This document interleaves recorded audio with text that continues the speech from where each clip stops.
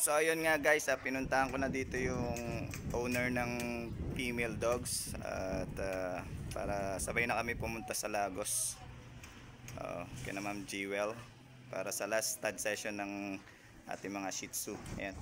Hindi na ako papasok kasi matara yung lalaking Shih Tzu. Oo. Kahit kompleto yung turo ko, takot pa rin ako. Okay, so babalik ako guys, hintayin ko lang sila. Okay, si Ma'am Erica, ayan, yung owner ng female dogs, Shih Tzu. Okay guys, balik ako.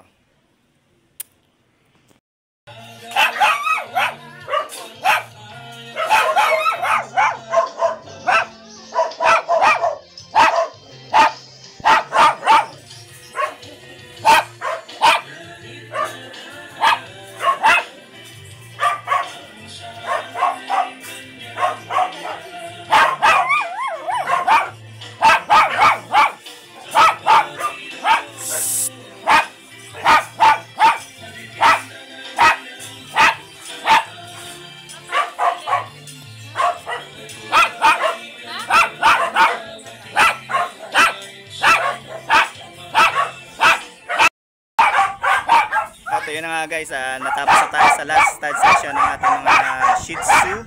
Mamaya interview natin si Ma'am Erica, owner ng female Shih Tzu. Okay, so ayan, ayan po ang ating stud na si Primo. Babalik ko guys, interview natin si Ma'am Erica.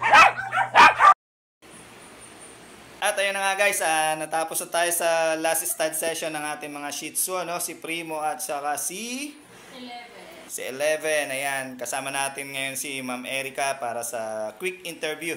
Ayan, syempre, for the content. Ayan, so good morning Ma'am. Good morning po.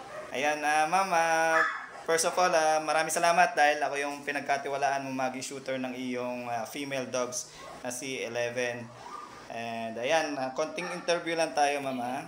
Okay, so Ma'am, bakit po Shih Tzu ang napili niyong alagaan?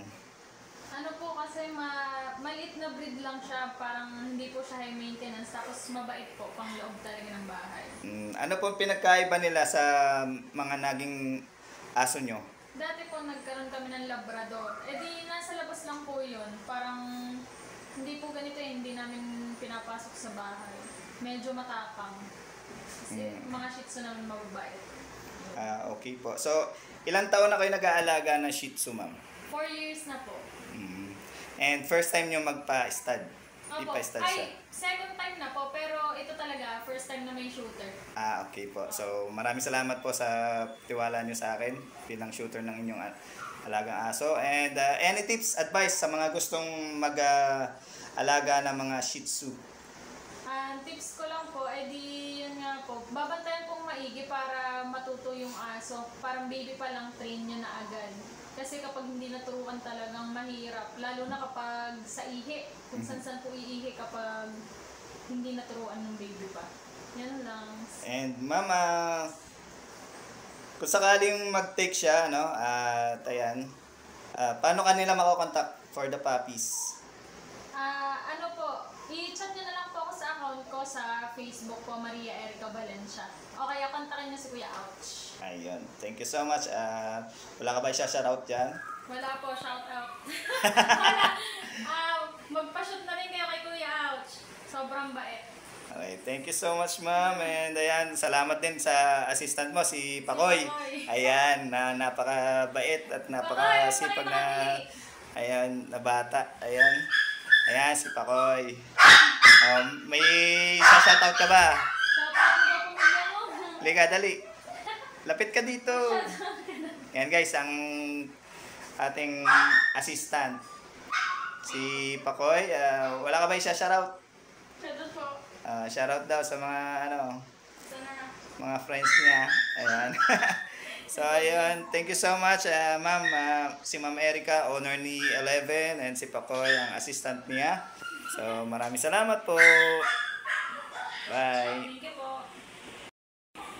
Tapos na. Hindi ka nang sagot kanina. Oy, Devin.